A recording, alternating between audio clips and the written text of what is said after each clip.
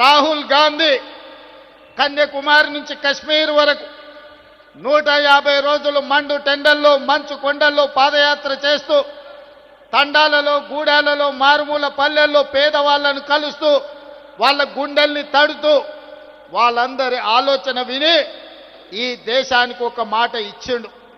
తెలంగాణ రాష్ట్ర ప్రజలకు ఒక మాట ఇచ్చిండు.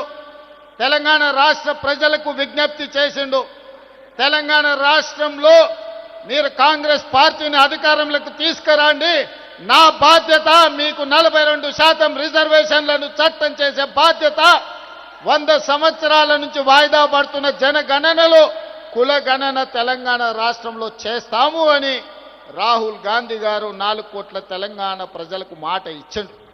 కామారెడ్డిలో మా మిత్రుడు మహేష్ కుమార్ గౌడ్ గారి తీర్మానంతో షబ్బీర్ అలీ గారి నియోజకవర్గంలో 42% బీసీ రిజర్వేషన్లు బీసీ డిక్లరేషన్ను ఆనాడు పొన్నం ప్రభాకర్ గారు అదేవిధంగా మా manifesto committee chairman Sridhar Babu గారి తీర్మానం మేరకు రాహుల్ గాంధీ గారు సిద్ధరామయ్య గారు కామారెడ్డిలో ప్రజలకు మాట ఇచ్చారు. ఆ మాటలో భాగంగానే ఇవాళ 42% రిజర్వేషన్లకు సంబంధించి 100 సంవత్సరాల నుంచి ఏ రాష్ట్ర ప్రభుత్వం కేంద్ర ప్రభుత్వం కులగణన చెయ్యలే.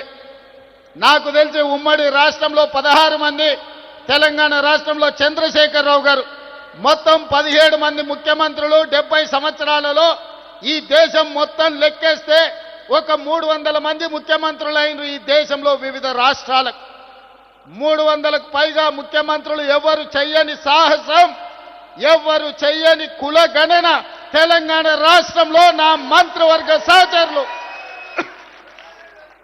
ముఖ్యంగా ఉప ముఖ్యమంత్రి వర్యులు భట్టి విక్రమార్క గారు, cabinet sub committee chairperson Uttam Kumar Reddy గారు, దామోదర్ రాజనరసింహ గారు, పొన్నం ప్రభాకర్ గారు, సీతక్క వీళ్ళందరూ నాకు అండగా నిలబడి 100 సంవత్సరాల నుంచి జరగని కులగణనను 300లకు పైగా ముఖ్యమంత్రులు చెయ్యలేని పనిని చేసే అవకాశం, చరిత్రలో మిగిలిపోయే అవకాశం మీరందరూ కల్పించారు.